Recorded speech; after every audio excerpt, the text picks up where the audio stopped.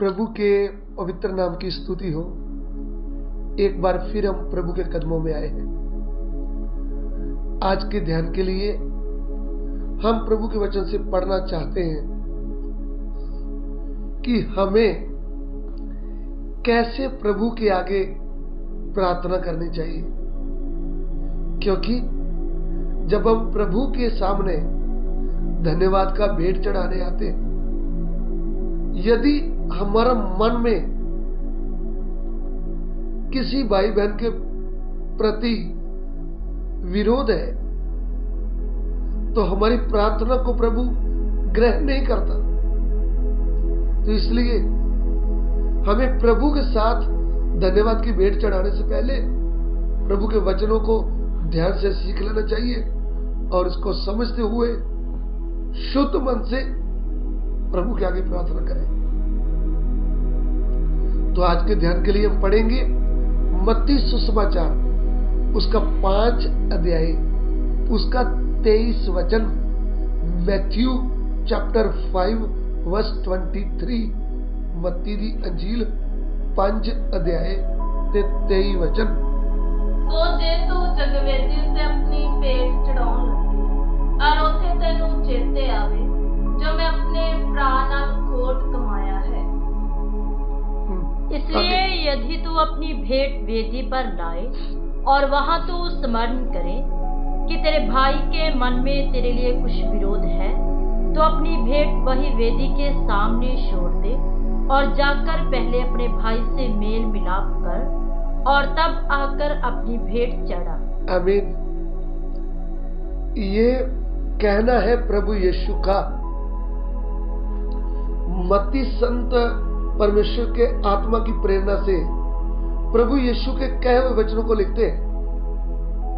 प्रभु यीशु के समय में लोग परमेश्वर के भवन में आकर भेंट चढ़ाया करते थे। तो भेंट तो चढ़ाते थे, लेकिन मन में अपने भाई के लिए विरोध रखते थे। बहनें अपनी बहनों के प्रति मन में विरोध रखती थी। मान लीजिए एक घर में दोनों रहते हैं, एक जगह में काम करते हैं, एक जगह में प्रभु के वचन सीखते हैं, तो भी दूसरी बहन अपनी बहन से ही मन में विरोध रखती है। तो प्रियो, हमारी प्रार्थना प्रभु कभी भी ग्रहण नहीं करेगा। कितने विश्वासी हैं जो अपने प्रभु के दास के प्रति अपने मन में विरोध रखते हैं। कितने विश्वासी भाई बहन हैं मन में विरोध रखते हुए एक दूसरे के साथ चुगली खाते हैं, फिर प्रार्थना करते हैं, फिर धन्यवाद का भेंट चढ़ाते हैं। कभी भी आपकी प्रार्थना प्रभु सुनेगा नहीं। ये बात ध्यान से अपने हृदय में लिख लीजिए। तो ऐसा माहौल प्रभु बताते हैं कि भैया, तुम जब प्रभु के घर में आते हो ना, भेंट लेकर, पंखा लेकर, क्या क्या वस्तुएं, आटा चावल कुछ भी लेकर आते हो, तो जरा उधर भेंट रख दीजिए और बैठकर जरा सोच लीजिए, आपने अपने भाई से विरोध किया है कि नहीं? आपने अपने भाई के प्रति मन में बैर रखा है कि नहीं? ये बात सोचना है आपको। क्योंकि यदि आपका मन आपको दोष लगाता है तो आपको प्रभु के सामने कभी भी प्रार्थना करने का दिल ही नहीं आता। तो इसलिए प्रभु ने लिख कर दिया है कि जब भी कभी तू भेंट चढ़ाने आए, क्योंकि इसके पहले हम जब उत्पत्ति की पुस्तक देखते हैं ना, तो 2 भाई थे आदम के बेटे। बड़ा था कैन और दूसरा था हाबिल। ये दोनों भाई परमेश्वर के आगे भेंट चढ़ाने के लिए आए थे। हाबिल भेड़ बकरियों में से लाया था, कैन खेती के फल में से लाया था। प्रभु ने हाबिल के भेंट को ग्रहण किया है और कैन की भेंट को ग्रहण नहीं किया, तो कैन गुस्से में भर गया। कैन के मुंह में उदासी छा गई। तब परमेश्वर ने उनको कहा, कैन, यदि तुम भला करें तो तेरी भेंट प्रभु ग्रहण करे, क्योंकि तू बुरा करता है, भला नहीं करता। तो उसमें भी हम देखते हैं कि भेंट तो परमेश्वर ने ग्रहण नहीं किया। कैन ने अपने भाई हाबल से झगड़ा करके उसको जान से ही मार डाला।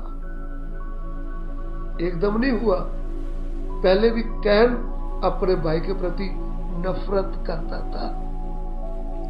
इसलिए नए नियम में जब हम आते हैं तो प्रभु ने हमको लिख कर दे दिया, भाई आकाश और पृथ्वी टल जाएंगे परंतु मेरे वचन कभी नहीं टलेंगे।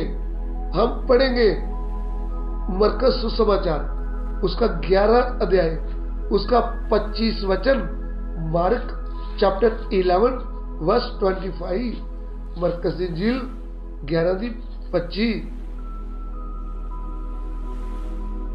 और जब कभी तुम खड़े हुए प्रार्थना करते हो तो यदि तुम्हारे मन में किसी के प्रति कुछ विरोध हो तो क्षमा करो, इसलिए कि तुम्हारा स्वर्गीय पिता भी तुम्हारे अपराध क्षमा करे। यहाँ पे साफ लिखा है, जब तुम कभी भी खड़े होकर प्रार्थना करते हो ना, खड़े होकर प्रार्थना करें, घुटनों में करें, बैठकर करें, लेटे लेटे करें, पहले प्रार्थना करने से पहले, प्रभु से बात करने से पहले अपने भाई के लिए मन में विरोध है तो उस बात को सोचें और उस भाई को क्षमा करें, उसके साथ मेल मिलाप करें, तो ही हमारी प्रार्थना प्रभु ग्रहण करेगा।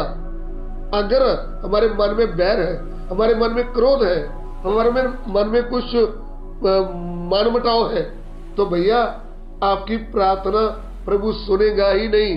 चाहे आप सेवक भाई हैं, चाहे आप एल्डर हैं, चाहे आप सेवक डिकन हैं, चाहे आप विश्वासी हैं, कोई भी है, भाई है, बहन है, आपकी प्रार्थना प्रभु ग्रहण नहीं करेगा। लिख कर दे दिया है मत्ती सुसमाचार 6:14, मैथ्यू चैप्टर 6 वर्स 14।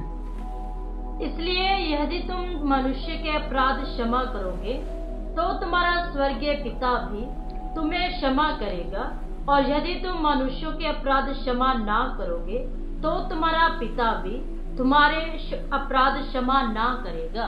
देखिए, मन में बैर रख के, मन में दुख रख के हम प्रार्थना कैसे करते हैं? हमारी तो प्रार्थना प्रभु ग्रहण ही नहीं करता। हम सेवा कैसे करते हैं?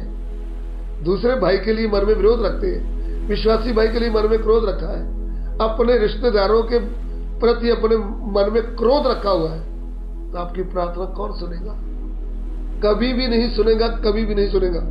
मैं आपसे विनती करता हूं, जब ये वचन आप सुने, वचन सुनकर अपने आप को शुद्ध करें और अपने मन को साफ करें और फिर प्रभु से बात करें, फिर प्रार्थना करें, फिर अपनी भेंट प्रभु को धन्यवाद की चढ़ाएं।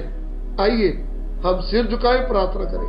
प्रभु, हमें ये वचन समझने के लिए हमारी बुद्धियों को खोल, और हम जब प्रार्थना करें, तेरे से भेंट करें धन्यवाद की, तो हम अपने मन में सोचते हुए, ताकि हमारा मन हमें दोष न लगा पाए, प्रभु मन को शुद्ध करते हुए आगे से प्रार्थना कर पाए। पिता, सभी आदर में मैं आपको देते हैं, विनती को ग्रहण कीजिए, यीशु मसीह के पवित्र नाम से मांगते, आमीन।